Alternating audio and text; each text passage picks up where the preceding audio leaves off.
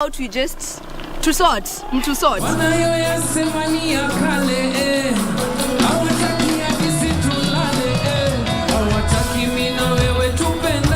Ndio ilifanya nikajua my power ya kuwrite. So I can perform, if I'm not wrong, 3 hours or 3 hours 30 minutes my own composition. Okay, dai kwambia dem na kulove, unamwambia na kulombotov. Kulombotov. Bala, usikimbetia. Ukitaka kwambia msee na kuhate, unamwambia mimi na kuhembetete. This song is dope. These guys are back. They are back. Napozama kwa tatizo oja, ngori na bala haziwezi kwa reality. Kya when me life stay away oja, captain of my life, father steer me back to sanity. Kupata lazima nishike kama sikiza tune yako. Bonyeza *811 962 hash. Lazima nishike mapema. Nisiposhika simu mapema utakasirika. Unajua mimi nikiwa mtu ya marathon najua niko na experience kabisa. Niko na experience. If you don't hurry, you will not break the record. Okay, wacha nishike simu. Kupata lazima nishike, bonyeza *811 962 hash. *811 962 hash. This could be you, your sister, brother, daughter, son, or a friend. Say no to gender-based violence. Report any form of violence to toll-free number 1195 or to the nearest police station. Be a hero and be safe. This message is brought to you by the government of Kenya.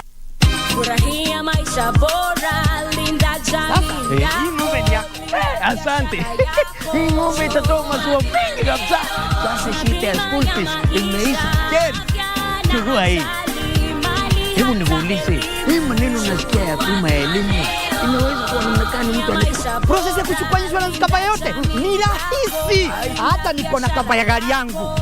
Kwanza unajaza proposal form kama hii na uijaze wewe mwenyewe. Na kama haujui kusoma, uijaze na mtu mwingine. Hakikisha ile majibu umepatiana ni sahihi na ni ya kweli. Pia thibitisha insurance cover imeangalia masilahi yako. Na usiwahi sign proposal form ambayo haijaandikwa kitu chochote. Pia ukumbuke kujitolea photocopy yako. Sasa wacha nianze hiyo process. By the way, ukisubmit hiyo proposal form, uhakikishe umepatiwa policy document. Uisome na uielewe. Hiyo ndio thibitisho ya kuwa unapiva.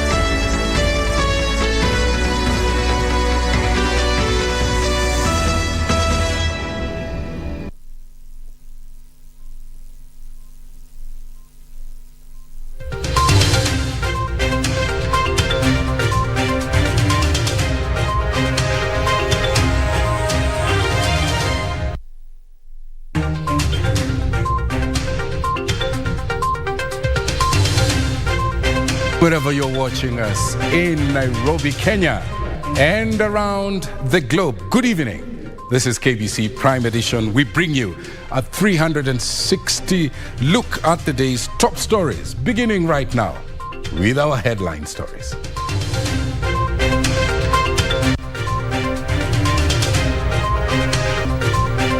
IEBC gives 48-hour deadline for clearance of 2,000 signatures in 24 counties.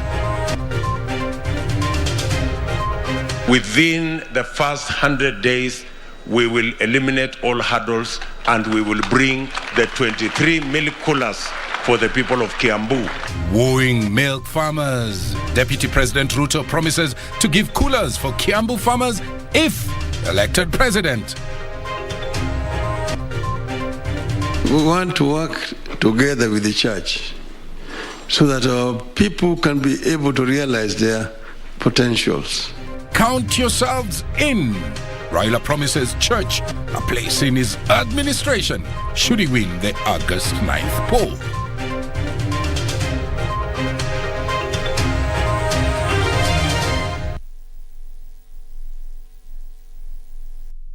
Welcome to this live broadcast. Our sign language interpreter is Byron Aboli. Our socials at KBC Channel 1. My Twitter handle is Mboya24. Our hashtag is Prime Edition. Irene Muchuma was in Kiambu County, where the Deputy President William Ruto promised that his government will put up 23 milk coolers in his first 100 days in office if elected. We are coming back to that story, but let's start off with this report here. A section of Wiper leaders want Kalonzo Musyoka to rethink his position and rejoin Azimio la Umoja. The leaders who met in Machakos say that the party is ready to give structured dialogue a chance before arriving at a decision on the way forward. They have, however, maintained that should the offer be made to Kalonzo by Raila Odinga turn out to be insignificant, then they will support Kalonzo Musyoka presidency. Here is that report that opens our coverage tonight. Pressure is mounting on Wiper leader Kalonzo Musyoka to rejoin Azimio la Umoja and accept the chief minister slot promised by Azimio la Umoja presidential flag bearer Raila Odinga. A section of leaders under Wiper, led by party organizing secretary Robert Mbui, while speaking in Machakos County, said they would only rejoin Azimio under structured dialogue.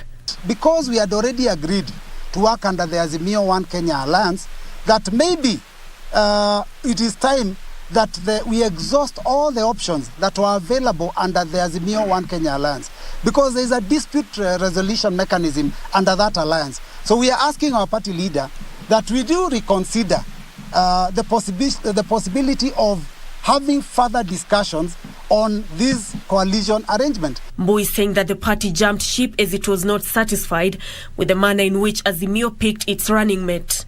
Later on, we believed that our party leader was going to be the deputy president. When that did not happen, as a party, and I want to make this clear, as a party, we positioned our party leader as a candidate for the elections so that we cannot be taken for a ride. Right now, already the offers that we are hearing are actually in the media. That I don't know how many kilometers of road, I don't know what percentage of government. All that we are reading in the media, we don't know. Our party leader has not received any document indicating what is the offer under One Kenya and Azimio arrangement. The leaders, however, stated that should the offer tabled before them by the coalition party turn out to be dismal, they are willing to support Kalonzo in his quest to be president. At the same time, we also do realize that there were some offers that may not have been given to us in good time. And so they were mentioned on the day that our party leader was also unveiling his candidate because we had disagreed on the way forward. Nancy Okware, Prime Edition. Well, on to that story where Deputy President Ruto is promising that his government will put up 23 milk coolers in Kiambu County in his first 100 days in office if he's elected president. During a tour of Kiambu and Murang'a counties, Ruto said 7 milk coolers are not sufficient to serve farmers in the two regions. The Kenya Kwanza team Monday held an economic forum in Kiambu County before proceeding to Murang'a for political rallies. In Kiambu, the leaders who accompanied the Deputy President William Ruto told off their political rivals on their quest to fight graft. It is the wearer of the shoe who knows where it pinches most. Ni kweli. Kwa hivyo nyinyi ndio mnakuja mnatuelezea kiatu inauma wapi. The elections that are coming up are not an election about just William Ruto ama Raila na wengine. They are an election between Kenya moving forward differently or us remaining in the same place. According to Kenya Kwanza leaders, the alliance is best suited to end corruption and foster national development. We have an agenda for you. Partner with us, trust us, work with us, let's succeed together.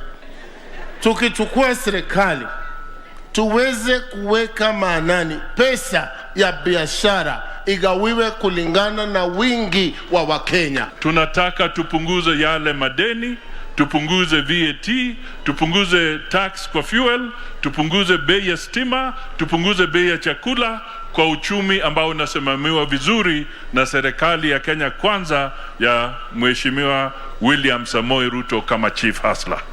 Deputy President William Ruto said if elected to presidency, his government will reduce the cost of production for coffee, milk and tea, besides reviving stalled industries in Kiambu County. Within the first 100 days, we will eliminate all hurdles and we will bring the 23 milk coolers for the people of Kiambu. Your Excellency, the cost of food prices that is concerned to you and all of us and the people of Kenya, a lot of work is going on so that you have the proper advice, you have the proper interventions. The DP later toured Murang'a Monday afternoon to sell the Alliance bottom-up manifesto. Kenya Kwanza leaders saying poverty eradication in the country is a collective response by people who hold integrity. Kama wewe hauna mpango, sisi kama Kenya Kwanza tuko na mpango ya hawa vijana magraduate.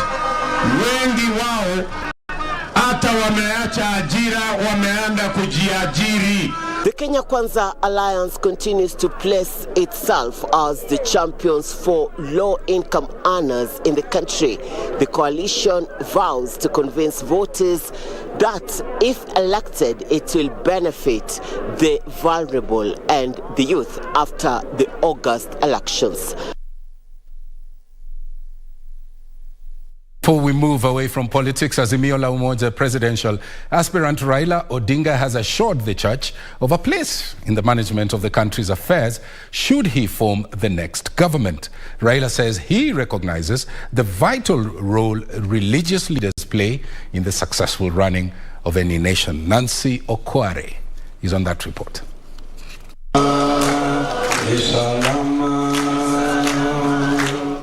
Azimio la Umoja presidential hopeful Raila Odinga on Monday met a group of church leaders from independent indigenous churches in Kiambu, accompanied by his running mate Martha Karua. Raila rallying the church leaders for their support for his presidential bid, pledging to give them a place in the management of the country's affairs should he be elected. We want to work together with the church so that our people can be able to realize their potentials. And we have said that we want to deal with three major enemies of our people: ignorance, poverty, and disease. Na ile mnapigania kama kanisa ndio tunapigania haki, kila mtu apate haki yake. Sana sana wanyonge wapate haki yao. With regard to ignorance, that every child born in our country under the Azimio government will have equal opportunity to realize its potential. Raila said the Azimio la Umoja is pegged on unifying the country and no one will be left behind in his administration. That every child born in our country under the Azimio government will have equal opportunity to realize its potential. Equal opportunities from nursery through primary, secondary, tertiary, to the university level.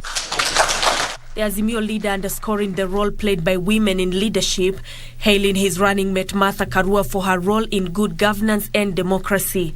Yeye tumekuwa naye katika vita ya ukombozi wa pili. Na yeye alikuwa anasimama imara wakati wengi wanaume walikuwa wanaogopa. Okay. Wakati ile ambaye simba ilikuwa na meno na makucha. Tumepigwa na tear gas wengi sana tukiwa na yeye. Kura tunaelewa siko mfuko ya wenyewe. Huwezi ukaitoa kinguvu. Unaitoa tu kwa kuongea kwa upole, kwa kujieleza, ndivyo watu waweze kusikia. Raila promised that his administration will end the culture of handouts by politicians, which he said has impoverished Kenyans. Nancy Okware, Prime Edition. And as the country heads towards the August 9th poll, the government is tonight urging business firms and the private sector to resist blackmail as well as extortion disguised as protection money by rogue politicians. Interior Cabinet Secretary Dr. Fred Matiang'i says intelligence agencies are aware that politicians are extorting donations from prominent businessmen in exchange of alleged protection in the next government. Matiang'i has assured business owners of their security and that of their business before as well as after the general election. Gladys Mungai is on that report. The sector credit growth and liquidity. Interior CS Dr. Fred Matiang'i has called on politicians to be ambassadors of peace and keep the country above their political interests. We have no evidence at all that we are going to have any problem of any kind. We ask our brothers and sisters who are on the campaign trail, who are seeking leadership, to remember their citizenship responsibility and duty. This is our only home on earth. Let us not incite anyone, and let's be here. Kenya is here today. We have only been given a responsibility to run the affairs of the country now. Matiang'i says law enforcement officers are ready to help IEBC conduct peaceful general election with 2,720 new vehicles procured to enhance mobility and response of security officers. When you look at the number of incidents that we are dealing with at this point compared to the number of incidents we were dealing with in 2017, we are at less than a quarter of the incidents that we were dealing with in 2017, which means our country has come of age. Matiang'i urged the business community to continue making plans and expanding their businesses and shun corrupt political merchant. Kagua before kuchagua. Kagua, we in the security sector know more than many of you about some of these things. And some of these people loitering around here saying things about the security sector, they actually know nothing because they don't pay attention. They have not been there, they don't bother. Actually, what I can tell you as a Kenyan public servant is that the country is fatigued. We have been campaigning for 4 years. And you in the private sector know this more than me. It must not be a matter of life and death as we are seeing from some of the political actors. You can ask for votes without hurling insults. You can ask for votes without threats. At the same time, the CS said the forced election campaign donations are illegal and are being used to subvert the electoral process by providing the money to bribe voters and hire crowds. Where would you get the money? This Mzee who has been in business forever, where would you get the money to be giving people moving around the restaurant? One estate here in Nairobi, a candidate is moving around restaurants, giving people 500 shillings each. That is not your money. You know where the money is coming from. So unless we are very serious about this thing, we are going to get these characters into parliament. So, and you want them to amend your tax laws. You think they will?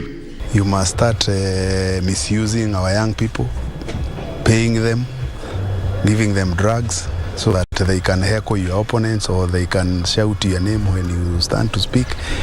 That's not maturity. And as a sector, we'll continue talking to the politicians so that we can have hygiene in that political space. Ruth Wamboy reporting for Prime Edition. Well, a correction, that was Ruth Wamboy's report. Let's now look at Gladys Mungai's report, where 11 out of 55 presidential hopefuls have been out after they failed to name their running mates by the 16th of May. IEBC Chair Wafula Chebukati says that as a pre-nomination requirement of the remaining 44 hopefuls have only 48 hours to present at least 2,000 signatures, both in hard as well as soft copies, including supporting documents, copies of ID cards from 24 counties to back their bids. Those who will have met the deadline will then be required to present themselves before the commission between the 29th and the 6th of June for clearance. IEBC Chair Wafula Chebukati has allayed fears of malpractices in the 9th of August elections.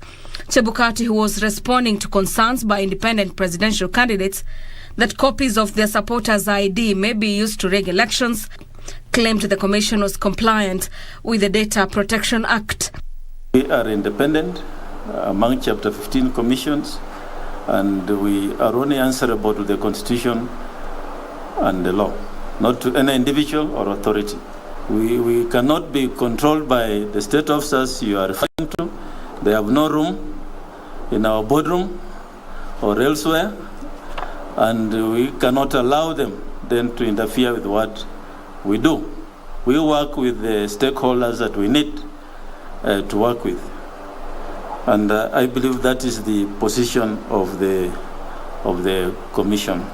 Chebukati, who further revealed that 11 out of 55 presidential hopefuls have been kicked out of the race for failing to submit their names of their running mates by May 16th as required. The commission says those who will have satisfied it with the pre-nomination requirement will then be required to physically present themselves for clearance between the 29th of May and June 6th.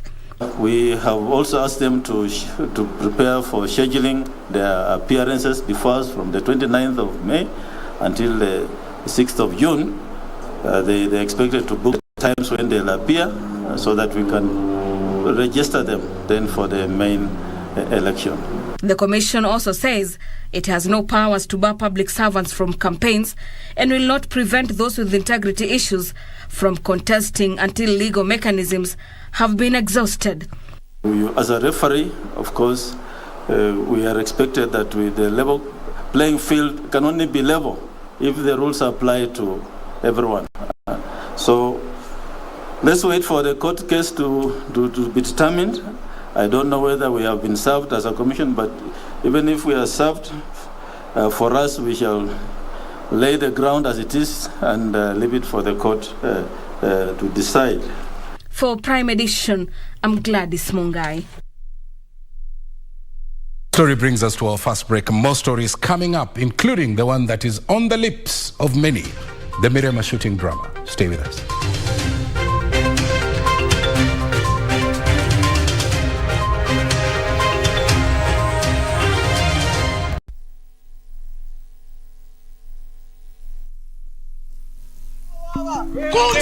Uchaguzi utakuja, utaenda, utakuja tena na utaenda. Kenya itabaki milele. Together we can make peace win in our elections. Not as one class, but as one nation. This message is brought to you by the government of Kenya. Elliot and Master once talked about the avians. They said the current avian king is ambitious. He'd like to start a war with our kind. Watch out!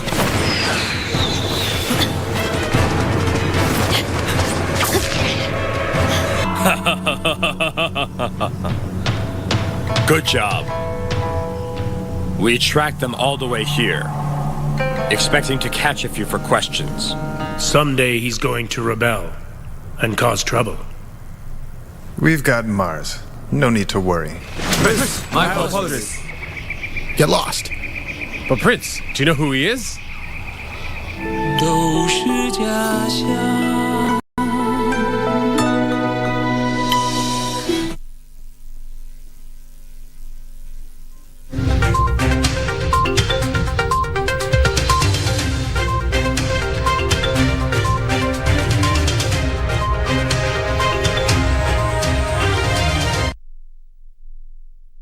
Welcome back. Our socials at KBC Channel 1. My Twitter handle at Tomboya24, hashtag Prime Edition. Let's move on. Detectives from the Anti-Transnational Organized Crimes and Anti-Narcotics Unit are seeking to hold for 3 more days a suspect arrested last week in possession of cocaine worth 100 million shillings. According to the letter presented before Shanzu Senior Resident Magistrate Florence Macharia, the unit says it needs time to trace Nuru Marshid's accomplices who are still at large. Here's that report. According to the prosecutor Anthony Musyoka, during the operation, the sleuths recovered a powdered substance believed to be cocaine, carefully packaged in 35 sachets and concealed in suitcases. During the operation, the multi-agency team was also able to recover 2 mobile phones from the suspect. Working to ensure that it's done on time. And in that respect, Your Honor, we are praying for 3 days, that is custodial days, that the respondent hearing shall be placed at Port Police Station to ensure full cooperation with the IEBC as it proceeds with its investigations. The respondent's lawyer, Eugene Wangira, complained about the manner in which his client was arrested and moved around Mombasa town, taking into account she is 2 months pregnant. So that the IO needs to weigh and sample the consignment that was allegedly recovered from the respondent. However, unfortunately, you have not been told how the respondent's freedom will affect the weighing and sampling of these substances. If she has to be present during the said exercise, she can do so while on bond. The police are seeking 3 more days to track down the accomplice said to have been working with Nur Burshid. The police also want to use the grace period to verify if indeed the substance is cocaine. However, Senior Resident Magistrate Florence Masharia gave DCI 2 more days to complete the investigations and ordered the accused person to be presented before the court on Wednesday, 25th May, year 2022. Michael Moniga for Prime Edition, Mombasa County. Dennis Karani Gashoki, that's the man identified by the Directorate of Criminal Investigations as the key suspect in the shooting of a man in Mirema last week, has surrendered himself to the DCI. Dennis has denied involvement in the execution of Samuel Mugota, a man accused by police of running a criminal gang. Dennis has, however, admitted to knowing Mugota, saying that they have been business associates since the year 2015. Here is that report. In a wanted poster which was circulated last Friday on social media, investigators said they had identified Dennis Karani Gashoki as the main suspect in the killing of Samuel Mugota in Mirema Drive. Mugota was slain in broad daylight in a gangland style of execution. According to the police, the 2 business partners had fallen out leading to the murder of Mugo. However, Karani, who says he has known the man for more than 3 years, claims he does not own a gun and does not belong to any criminal gang. Talking of something like a gun, mimi mara ya mwisho hata sijaiona gun. Mimi gun ni kuona ni naonanga na askari. Sijaiguza gun na mikono yangu. So I'm wondering now, how dangerous am I? We are together here. Can you say as if I'm a dangerous person? Karani says he was shocked after seeing a poster circulating on social media that he was a key suspect in the Mirema Drive killing. Actually, mimi nimekuwa yani uwezi ongea hadi watu wameshtuka, familia wanashindwa kwani what's happening? Watu wameshtuka, wa familia wote wameshtuka, wanashindwa kunaendeleaje. Everyone is worried because actually being connected to Amanda is not an easy thing. Speaking at the DCI headquarters, Karani said he last met and spoke to Mugota in 2021. Mimi niliona hata wakisema sijui nilionekana Band Forest. I've not been there. Mimi kufika hizo maili za Band Forest hata siwezi kumbuka mara ya mwisho ilikuwa lini. Sijui naona wakisema niko mafitoni, sijui naenda sijui neighboring country. Mimi nimekuwa Nakuru. Police say Mugota was behind a vicious gang of men and women dragging revelers and robbing victims of their money and valuables. Frederick Mwoki for Prime Edition. Let's now get an update on the COVID situation. And now 32 more people have tested positive for COVID-19 in Kenya from a sample size of 1,446 tested over the last 24 hours. The positivity rate now stands at 2.2%. Total confirmed positive cases stand at 324,274. As of the 22nd of May 2022, a total of 18 million vaccines have been administered countrywide. 6,193 of the vaccines were administered in the last 24 hours, bringing the proportion of the population that is fully vaccinated to 30.8%. Data from Johns Hopkins University COVID Resource Center shows that over 525 million COVID-19 infections have been confirmed globally, with over 6.3 million deaths being reported, sadly, since the pandemic struck. Moving on, the Directorate of Criminal Investigations has dismissed terrorism guidelines launched by the Office of Public Prosecutions, terming them clandestine and aimed at certain people. In an affidavit through Chief Inspector Martin Otieno, the DCI notes its exclusion in the drafting of the guidelines and only being notified of the validation through social media. Here is the report. In a replying affidavit to a petition by activist member Ocharo, the guidelines by the Office of Public Prosecution, the Director of Criminal Investigation has dismissed the guidelines, terming them unconstitutional. In an affidavit through Chief Inspector Martin Otieno, the DCI says they were never consulted in the formulation, they are clandestine and can create disharmony among Kenyans. The DCI has disowned the guidelines. The DCI has said those guidelines are unconstitutional. Now this goes against the Constitution of Kenya, where both bodies, being independent and not exercising any sovereignty over each other, have been separated with independence, and everyone's function is clearly outlined. Has misunderstood his role or his participation in anti-terror offenses.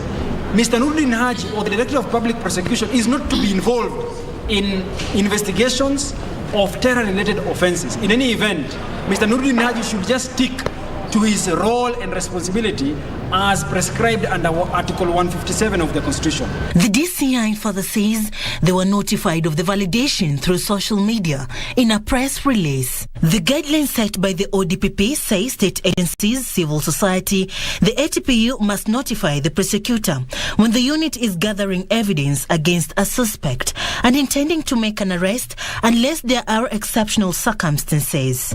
Meanwhile, anti-graft crusader John Githongo will now pay former Internal Security Minister Christopher Murungaru 10 million shillings after a 3-judge bench reduced the amount from 27 million shillings. Murungaru had sued Githongo for causing the publication of a dossier linking him to corruption.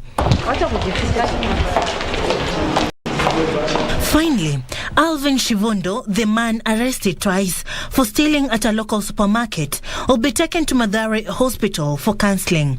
Alvin made headlines weeks ago when he was arraigned for shoplifting, got bailed out, only to be rearrested last Friday for attempting to steal again.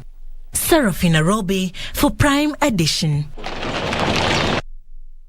Now, the high cost associated with treatment of cancer in the rural parts of Kenya, where a majority of the population live below the poverty line, has seen medical practitioners as well as doctors come up with mechanisms of making cancer treatment accessible and affordable to all. At a lakeside hospital, that's Migori County, doctors have devised a means to reach their patients virtually and suggest possible line of treatment for cancer, something that has lifted the burden off the shoulders of those seeking medication for cancer. Mary Olo was first diagnosed with breast cancer in 2020. She was baffled by the colossal amount needed to treat the disease. Sasa kama mimi hawezi pata hiyo pesa yote, saa ingine mimi taweza kuja na kidogo, na hiyo kidogo si mzuri.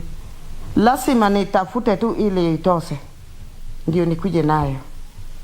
Na sasa kama kuna saa ingine mimi taweza kuama. She fails to get money at the right time, because normally we want them to, at least we buy the drugs before they come. But then at times it is very difficult for her. It's a challenge.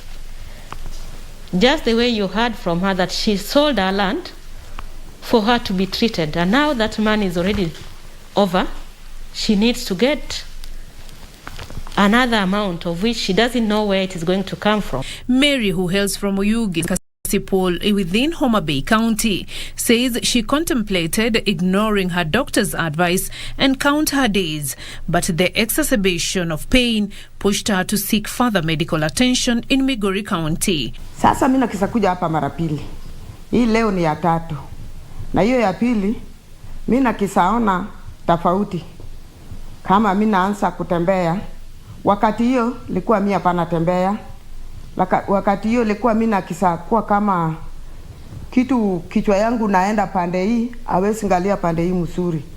But not every cancer patient makes it to the hospital. Patients who don't necessarily need to stay within the hospital, but through the system of the telemedicine, we are able to see them from a distance. We are able to get them installed into specifications, specified apps that are installed in their phone devices or any other device that can enable them to reach us remotely, so that the patients can be seen by our health professionals. Through telemedicine, the facility can connect to medical experts and oncologists around the globe to discuss and find possible solutions to the various cancer-related ailments. With us systems that are made of cameras. These cameras, we use them to view the actual part of the body part of the body that the doctor wants to examine. However, little technological know-how and poor network connectivity have posed a challenge to many who are forced to travel long distances for medication.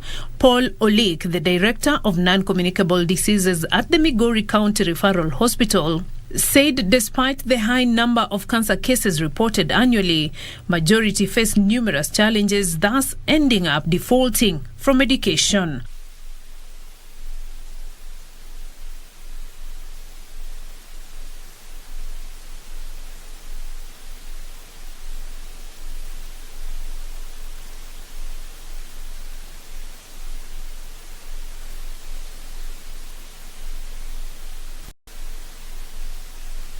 All patients undergoing cancer treatment at the Surrey Lakeside Hospital have been enrolled to their remote diagnostic system. Mary Olo is one among thousands of Kenyans battling non-communicable diseases in the counties. She says that technological advancements can be a game changer in the diagnosis and treatment of such ailments. Beatrice Getonyang-Etich, Prime Edition. Now, she is one of the few female politicians to ever have their names on the presidential ballot right here in Kenya, one of the first 3 female governors in the county, proving that indeed she is a staple in Kenyan politics. In this week's edition of Cabinet, we focus on the 4-time Kitui Central Member of Parliament, Charity Kaluki Ngilu.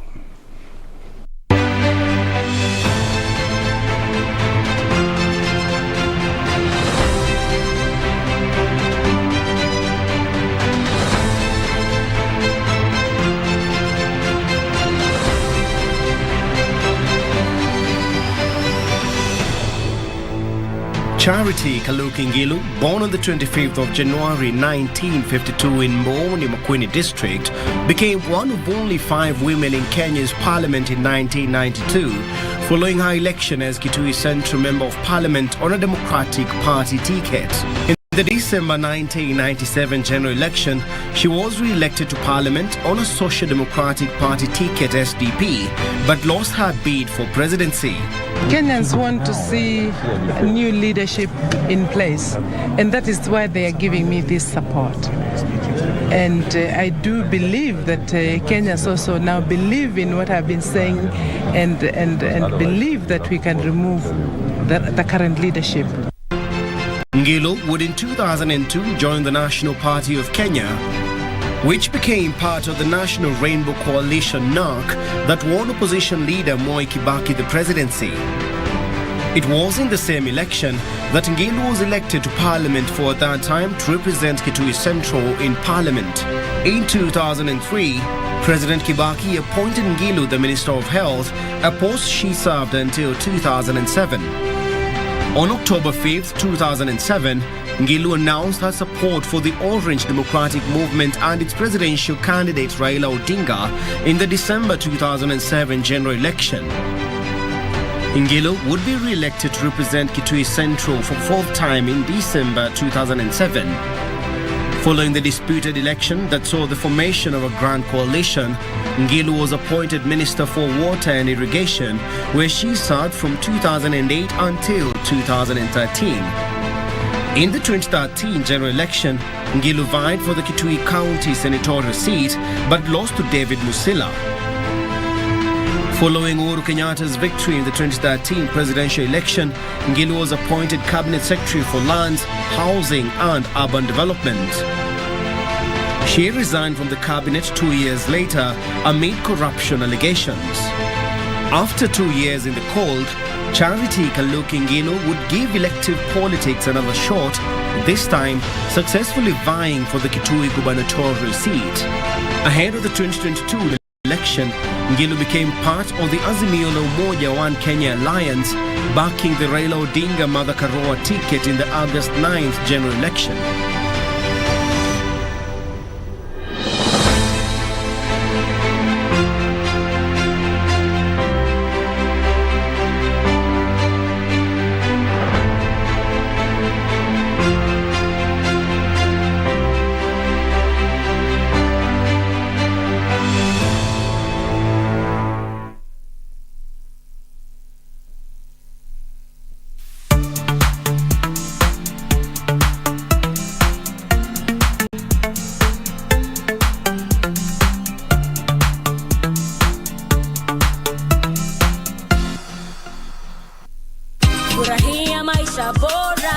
Boresha maisha na bima. Kuwa na mipango mbadala ya sintofahamu za maisha. Gharama za ghafla za matibabu zinaweza kutatiza udhabiti wako wa kifedha. Bima ya matibabu hukupa utulivu wa akili. Wazawidi wapendao hakikisho la maisha mazuri na bima ya gharama zao za matibabu. Pata bima ili kuhakikisha yote yatakuwa sawa.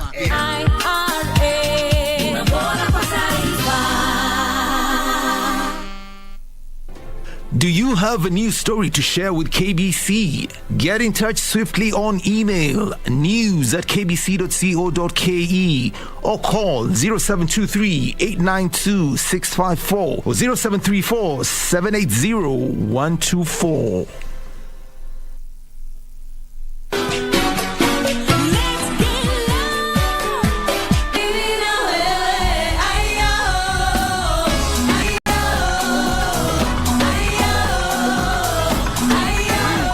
Will suit them, and they were like, you used our material, we need to be paid for it, you know, we weren't asked, there was no consent, so how about we just to sort.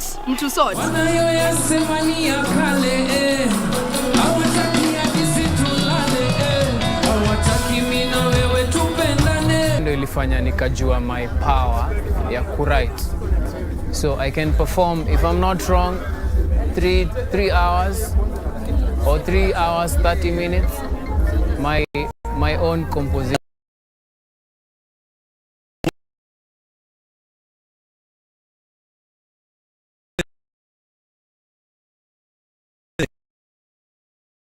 This song is dope. These guys are back. They are back. Napozama kwa tatizo oja, ngori na bala haziwezi kwa reality. Kya when me life stay away oja, captain of my life, father steer me back to sanity.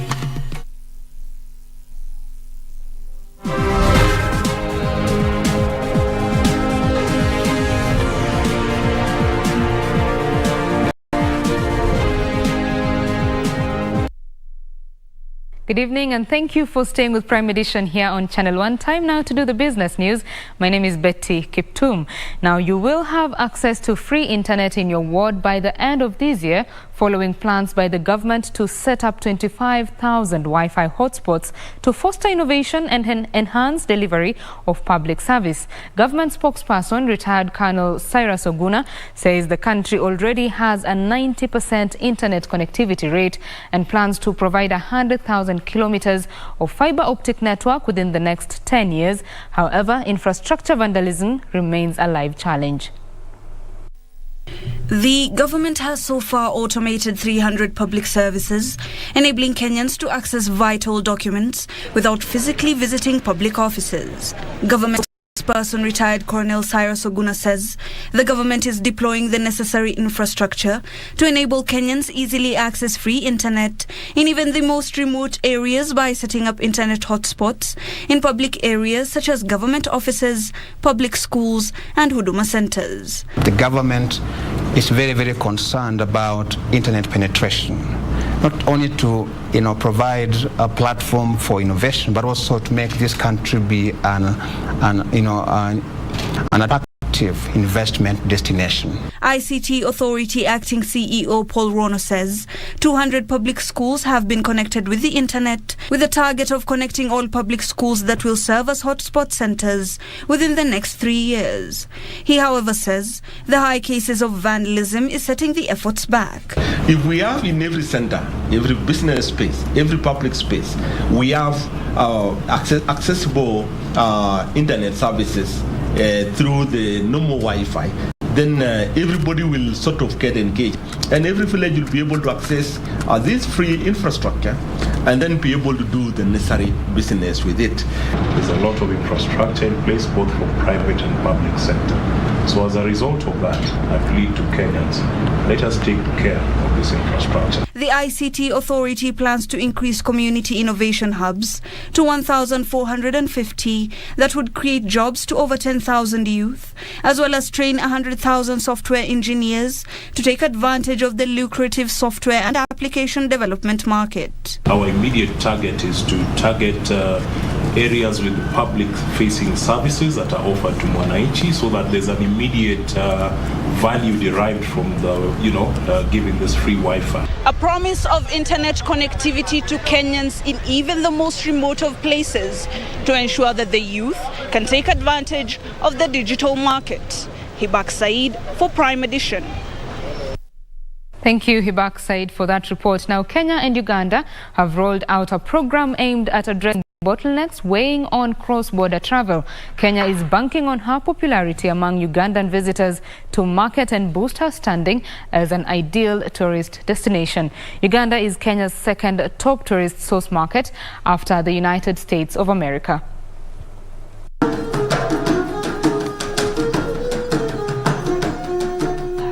Statistics from the Tourism Research Institute indicate that in 2021, the United States was Kenya's top tourist source market with 136,981 tourists, followed by Uganda at 80,067, then Tanzania with 74,051 tourists, while the United Kingdom and India are the fourth and fifth tourist markets at 53,264 and 42,159 visitors respectively. Post-COVID, also the client mindset has changed.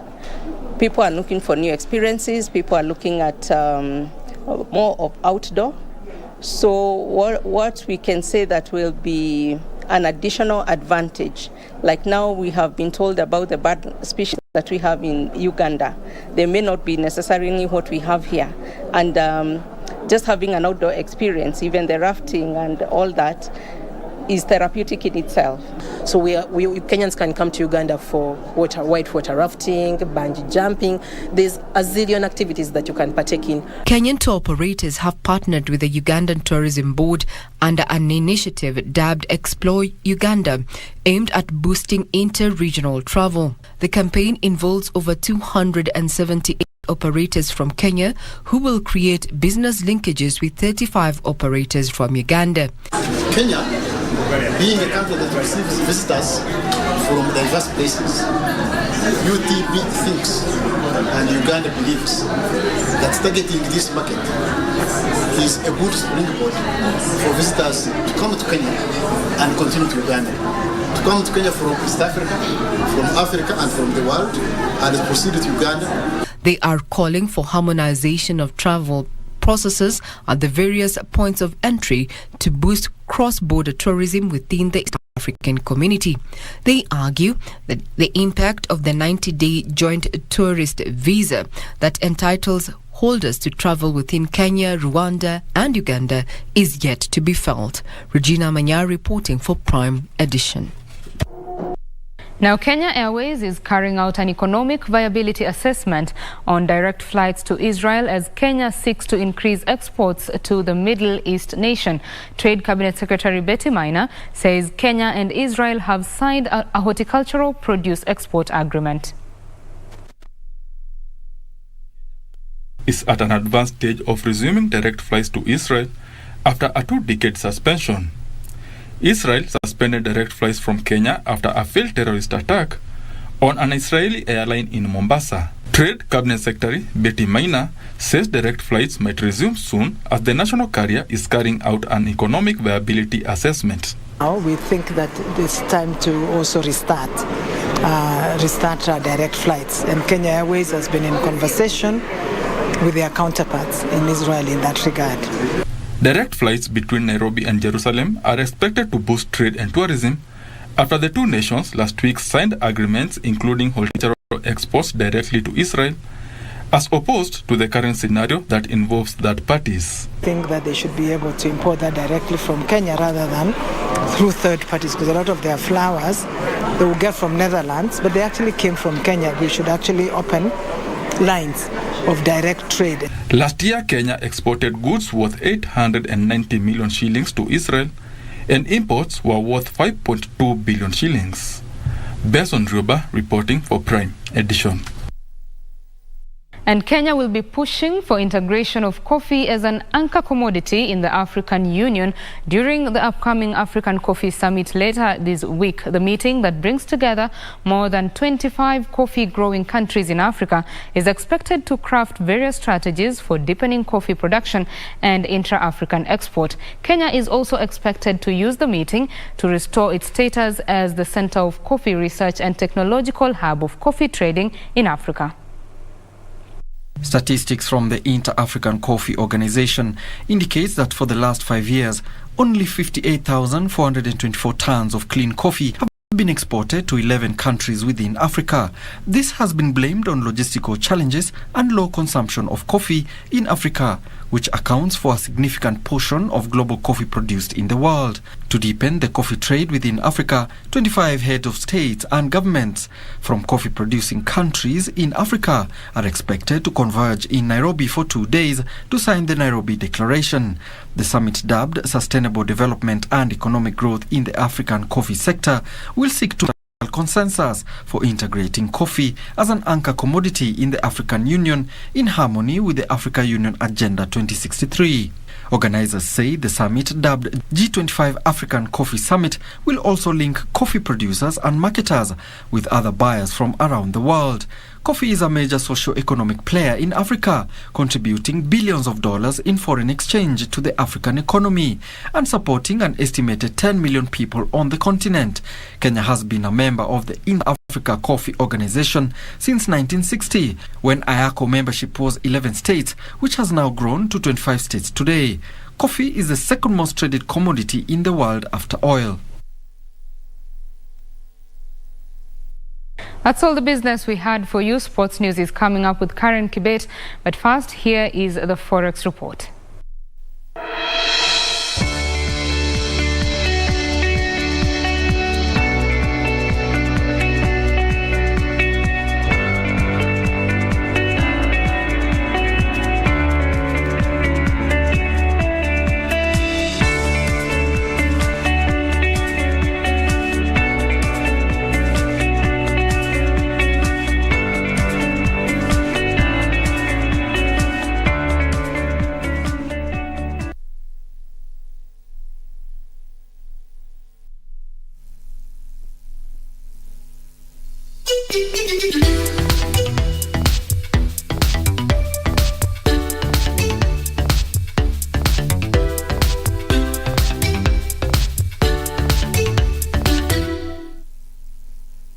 As campaign intensified for the upcoming general election, what does all this mean for you, the voter?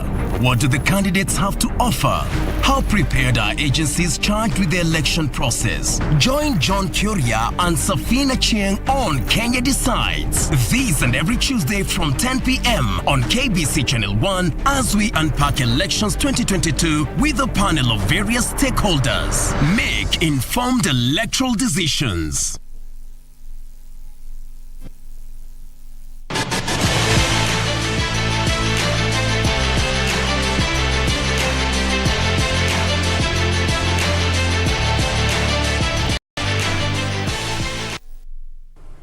Welcome back. Thank you for keeping it KBC Prime Edition. Let's now take a look at what's making headlines in the world of sports. My name is Karen Kibet.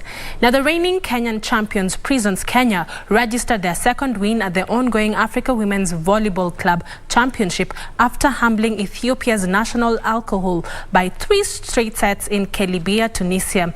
The JOSP Baraza chargers, led by veteran Braxidis Agala, Lauren Chebet, Anne Lowen and Meldine Sande, won the first set 25-10 before bagging the second set 25-17.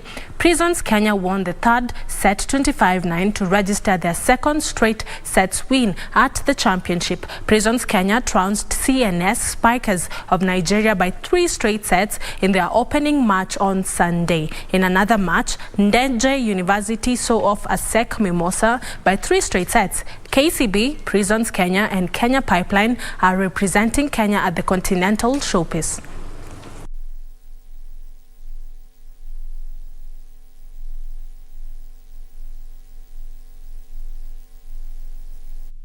The FKF Transition Committee Chairperson, retired Justice Aaron Ringera, has appealed to all football stakeholders to come together to review the FKF constitution in order to rescue the current situation of Kenyan football. Ringera also stated that the crisis will come to an end if the matter is taken and solved seriously.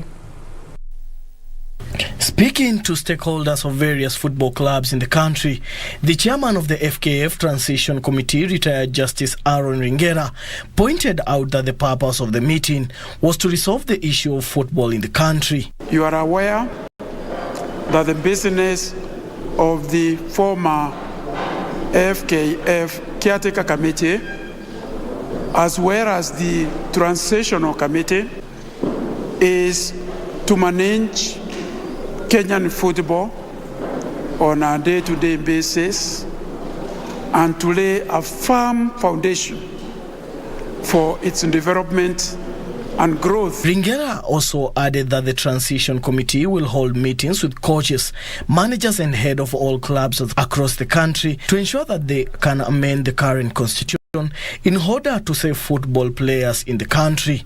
Nothing is a better bedrock of football management and development going forward than a good constitution.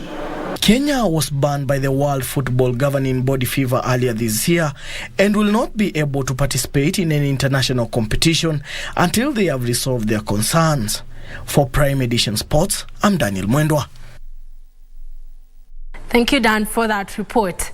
Kenya Junior Rally ace Makwe Kimathi finished the Portugal Rally without any incident on Sunday after suffering a car trouble in a span of 2 days on Friday and Saturday. The 27-year-old, who had a minor accident on Friday, is in the 8th stage, was hoping for better fortunes on Saturday, but he had to stop 3 kilometers in the stage when he realized there was a problem in his Ford vehicle. On the final day, he completed all the 5 stages without any problem. The Kenyan changed navigators for this year's rally, replacing Mwangi Kioni with Stuart London for the 3rd round of the World Junior Rally Championships. He traveled to Portugal after competing in the Pearl of Africa Rally in Uganda. Right now, I think I should go home, relax a little bit, and then we'll see. There's a rally in Poland that I might be doing in July, in June 10th, 11th, for the European Rally Championship, just to get me prepped up for Rally in July. So yeah. Just to try over the weekend to improve his knowledge of WRC rallies, how to work with the tyres, how to work with the pace notes, and how to work with his pace as well, and try and increase the pace as the weekend's going on. And yeah, there's been a lot of small things that we've had to work on during the weekend, but we've managed to get through these.